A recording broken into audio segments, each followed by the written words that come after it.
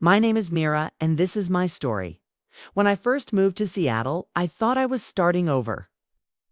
One rented a small apartment near the waterfront, decorated it with secondhand furniture, and told myself that this was where my life would finally feel steady. The city was alive, bustling with noise, traffic, and strangers who seemed too busy to notice one another. I told myself that was a good thing. If no one noticed me, then no one could ask questions about the life I had left behind. I worked at a publishing house, a quiet office with walls lined with bookshelves and the faint smell of old paper. My job wasn't glamorous, but it gave me comfort. Each day felt predictable. Coffee in the morning, emails, manuscripts, quiet lunches at my desk, and the same ride back home in the evening. The routine was safe. Safe was all I thought I needed. But safe can also feel heavy. And sometimes silence weighs more than chaos. It was on a gray Monday morning when Daniel walked into my life. He was the new manager at our publishing house, a man who carried himself with calm confidence. His voice was steady, his smile polite, and those eyes seemed to notice everything. He introduced himself to the team with a warm handshake, but when his gaze lingered on me just a little longer than necessary, I felt something stir inside me that I hadn't felt in years. At first, I dismissed it. He was my boss now, and I had no reason to look at him any differently than the others. But the way he carried himself was impossible to ignore. He wasn't loud, he didn't try to impress anyone, but somehow the room shifted when he entered. People leaned closer when he spoke. They listened carefully, as if his words carried more weight than anyone else's. Over the next few weeks, our paths crossed often. Meetings, project updates, hallway conversations, little moments that added up to more than they should have. Daniel was careful, professional, yet there was something in the way he asked questions that felt personal. He noticed the small things, like how I always scribbled notes in the margins of manuscripts, or how I chose the corner seat in the conference room. He asked about my favorite authors, and when I mentioned a classic novel I loved, he smiled and admitted it was his favorite too. It was nothing, just conversation. Yet it felt like everything. One evening, the office grew quiet as people slowly left for the day. I stayed behind to finish editing a draft, the kind of work that kept me bent over my desk long after sunset. When I finally looked up, Daniel was still there, leaning against the doorway of my office. He wasn't holding papers or talking about deadlines. He was just standing there, watching me with a curious expression. "You work too hard," he said with a smile that didn't feel like judgment, but like gentle concern. I laughed awkwardly, unsure how to respond. "I guess I just like finishing what I start." He nodded, stepping into the room. The air shifted the moment he did. I felt a strange awareness, a tension I couldn't explain. He leaned on the edge of my desk, glancing at the manuscript I was editing. "Do you ever feel like there's more to life than this?" he asked softly. The question caught me off guard. It wasn't about work. It was about something deeper, okay? And it was exactly the question I had been asking myself in the silence of my apartment night after night. I stared at him, wondering how he could possibly know what I carried inside. All the time I admitted quietly, my voice barely above a whisper. For a moment, neither of us spoke. The hum of the office lights seemed louder than usual. The city outside glowed through the tall windows, blurred by raindrops sliding down the glass. And there, in that quiet moment, something unspoken passed between us. It wasn't a promise, it wasn't a confession, but it was real. After that evening, everything felt different. Every time Daniel walked into a room, I felt it before I saw him. Every conversation carried a weight that neither of us named. The simplest things: a smile, a shared joke, a glance that lasted a heartbeat too long, felt charged with meaning. Yet I told myself it was nothing. I couldn't allow it to be anything more. He was my boss. I was just an employee trying to keep my life simple, trying to stay out of trouble. Still, my heart didn't listen to reason. My heart noticed every detail. There was one afternoon I'll never forget. A storm had rolled in over Seattle and thunder shook the building as rain pounded against the windows. I stood by the glass watching the water blur the skyline. Daniel walked up quietly and stood beside me, close enough that I could feel the warmth of his presence. "It's beautiful," he said, his voice low, almost lost in the sound of the storm. I nodded, unable to look at him. If I did, I knew my eyes would reveal everything I was trying to hide. For the first time in years, I felt alive. Not because of the storm, not because of the city, because of the way his presence made my heart race in a way I couldn't control. That was when I realized my silence was breaking. The safe life I had built, the walls I had carefully put up around myself, they were trembling. And it was Daniel who had shaken them. I didn't know what this story would become. I didn't know if it would end in heartbreak or something more. All I knew was that my life, once filled with silence, had begun to stir with something I couldn't ignore. My name is Meera. And this was the beginning of everything I never expected. The shift between Daniel and Meera began slowly, almost invisibly, as if neither of them wanted to admit it was happening. It wasn't in the big things, it was in the small moments that slipped into their daily routine. A question asked too gently. A smile that stayed a little too long. A silence that carried meaning neither dared to explain. At first, it was work. Always work. Manuscripts, meetings, deadlines. They spoke about authors missing chapters, cover designs that weren't good enough, or sales reports that disappointed the board. But beneath those professional words was something else, something harder to ignore. Daniel didn't just ask what she thought of a manuscript. He asked why she felt that way. He didn't just check if she had completed her tasks. He asked how she was coping with the stress. For the first time in years, Meera felt seen.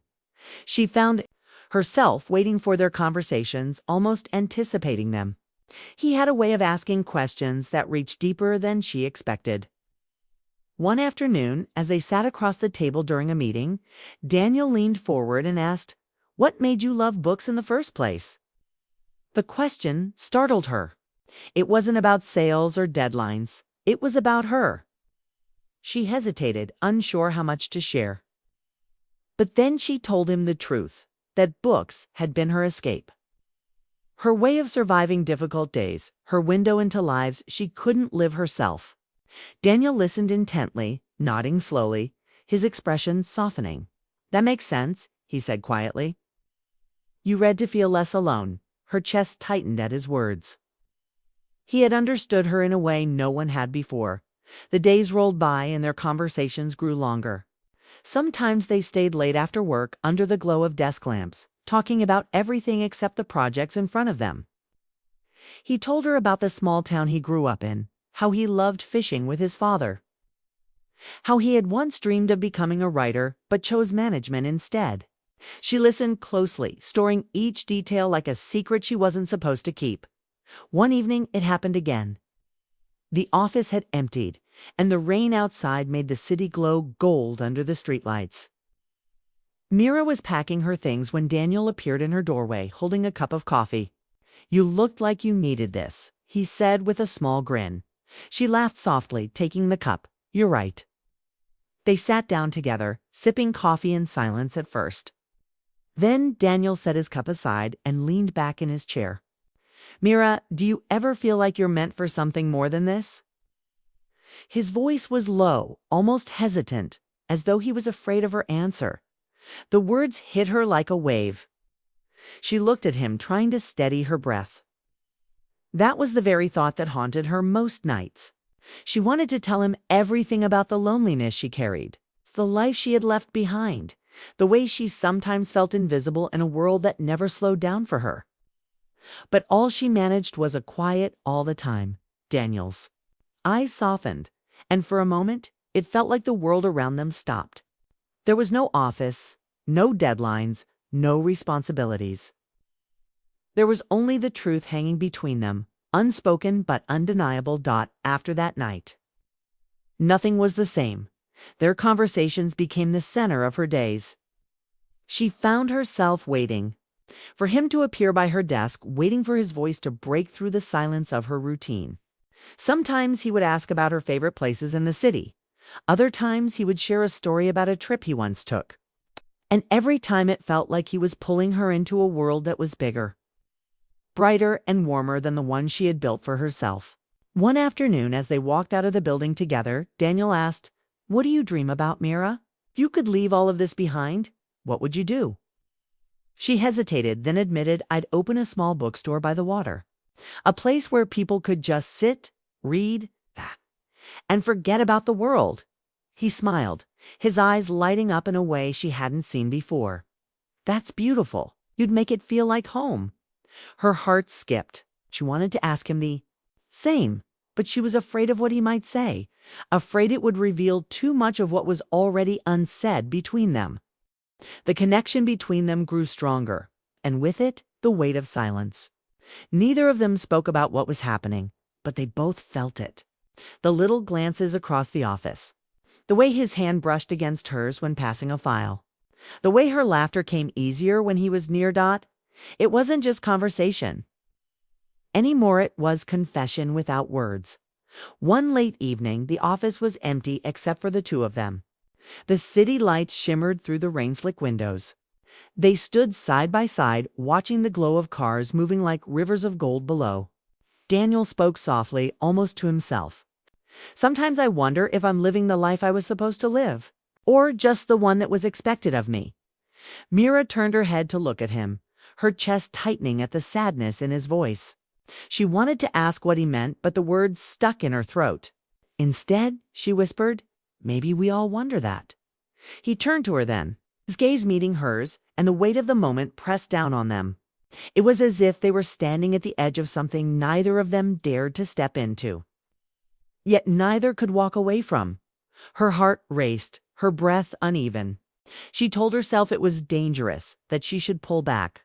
But she couldn't.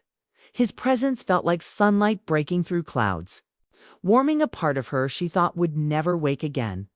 From that night forward, every conversation carried a question unspoken. What were they becoming? Meera didn't know where this road would lead.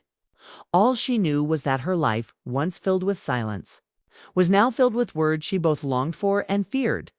And though neither said it aloud, they both understood this was no longer just friendship, no longer just work. This was something else, something deeper, something that could change everything. The line between friendship and something more had already blurred. Meera felt it in every glance, every pause in conversation, every silence that lingered just a little too long. Daniel was becoming the reason her days felt alive. And yet, every time she looked at his hand, the truth stared back at her, a gold band shining quietly, reminding her that he belonged to someone else. His wife, Claire, was rarely mentioned. From the little Daniel had shared, Meera knew she lived in another city because of her work. The distance between them was clear, but distance didn't erase vows, and Meera knew it. Still, her heart betrayed her logic. The more she tried to stay away, the more she longed to be near him. It was subtle at first. He waited for her in the lobby so they could walk out together. He stopped by her office in the mornings, pretending to ask about deadlines when his eyes told a different story. He laughed at her jokes even when they weren't that funny, and she caught herself watching the way he loosened his tie at the end of long meetings, as if letting her see a more human side of him. One late afternoon, the office was almost empty. The sound of rain tapping the windows filled the silence as Meera stayed behind to edit a manuscript. Daniel walked in without knocking, holding 2 cups of tea. "You always look like you need this," he said with a smile that was too gentle to be just professional. She accepted the cup, her fingers brushing his for a second longer than necessary. "You really shouldn't keep spoiling me," she whispered, trying to mask the trembling in her voice. He sat across from her, his eyes steady. "Maybe I like spoiling you." Her breath caught and the air seemed to grow heavier. She wanted to say something to remind him that this was dangerous, but the words refused to come. Instead, she sipped the tea, her silence saying more than any words could. Moments like these grew harder to dismiss. Every time they were together, the connection deepened, even though neither of them dared to name it. But the secret between them grew louder, pressing against both their hearts. One evening, they found themselves standing by the tall office windows. The city spread out below them, drenched in rain. The glow of headlights blurred into streaks of light on the glass. Daniel stood close to close-in for the first time. His voice trembled when he spoke. "Meera," he whispered, "I don't know when it happened, but being around you feels like home." Her heart pounded. She turned to look at him, his face illuminated by the faint glow of the city. His eyes carried something raw, something honest, something she had been afraid to see. She should have stepped back. She should have reminded him of his wife, of the line they were about to cross. But instead, she froze. Her silence wasn't agreement, but it wasn't refusal either. And that silence spoke louder than anything else. The next day she tried to pull back. She avoided lingering in his office, kept her answers short in meetings, and left work exactly on time. She told herself it was better this way, safer this way. But when she got home, her apartment felt colder than usual, emptier than before. She sat by the window, staring at the city lights, realizing how much his presence had already filled her life. The harder she tried to resist, the stronger the pull became. Another week passed. They found themselves alone again after everyone left, working late on a project. The silence was unbearable. Meera finally broke it, her voice low. "Daniel, we can't keep doing this." He set his pen down and looked at her, his eyes heavy with a truth he couldn't hide. "I know," he admitted. "But tell me, Meera, you feel nothing when we're together?" Her throat tightened. She wanted to say no, to end it right there, but the lie wouldn't come. Instead, tears welled in her eyes. "I feel too much," she confessed. Daniel's expression softened with pain. He reached across the desk, his hand brushing against hers, not holding. Not gripping, just the faintest touch, enough to send shivers through her. "You think I don't fight it every day? You think I don't tell myself to stay away?" His voice broke slightly. "But then I see you, and it's like the world makes sense again." Meera's tears slipped down her cheeks. She pulled her hand away, standing quickly. "You're married, Daniel. This, whatever this is, it's wrong." He rose to desperation, flickering across his face. "Claire and we've been apart for years, even before she moved away. I don't even know if we're still us." He stopped, struggling for words. "But why feel alive with you?" Her heart twisted at his confession. She wanted to believe him, to lean into the warmth of what they shared. But guilt burned inside her. "You can't say things like that," she whispered, her voice breaking. "Because I'll believe them, and I can't afford to." The room went silent. Only the sound of rain filled the space. They didn't move closer. They didn't touch. But in that moment, they both knew the line between right and wrong had nearly vanished. And neither of them could deny that their hearts had already crossed it. That night, Meera walked home with trembling steps. The rain soaked through her coat, but she didn't care. Inside, she was drowning in questions. Was this love? Was it temptation? Was it a mistake? Or was it the kind of connection people spent their whole lives searching for? She didn't know the answer. All she knew was that she was falling silently, helplessly, into something she couldn't name. That secret was becoming impossible to keep. After that night, nothing felt the same. The office was still the same desks, the same piles of manuscripts, the same meetings that stretched too long. But between Meera and Daniel, everything had shifted. The silence was no longer neutral. It was heavy, filled with all the words they hadn't said. They tried to act normal. He asked about projects. She replied with short answers, and they both pretended their conversations were just about work. But beneath the surface, the truth pulsed like a hidden flame. Every look, every accidental touch, every moment alone burned with what they were both afraid to admit. Meera lay awake at night, staring at the ceiling of her small apartment, her mind tangled. Her heart wanted him, but her conscience warned her. She wanted to believe what he said, that his marriage had already fallen apart long before she came into the picture, but she couldn't shake the image of that gold, a ring on his finger. To the world, he was still a married man. and she didn't want to be the reason anyone was hurt. One evening, after a long day of meetings, Daniel asked if she wanted to walk out together. She hesitated, but agreed. The air outside was cool, the city glowing with streetlights and the faint sound of music drifting from a nearby cafe. They walked side by side, neither speaking for a while. Finally, Daniel broke the silence. "Meera, I can't keep pretending nothing's happening between us," he said quietly. Her steps slowed. Her chest tightened. "Daniel, we can't do this. It's not right." He stopped walking and turned to her, his eyes full of conflict. "I know it's complicated. I know what it looks like. But the truth is, I haven't felt this alive in years. With Claire, things ended long before she left. We stopped seeing each other long before I met you. But with you, it's different. You make me want to be better." Mira's heart twisted at his words. She believed him every part of her wanted to, and yet the risk was too great. She looked at him with tears in her eyes. "Daniel, you don't understand. If I let this happen, if I let myself fall for you, I'll lose myself.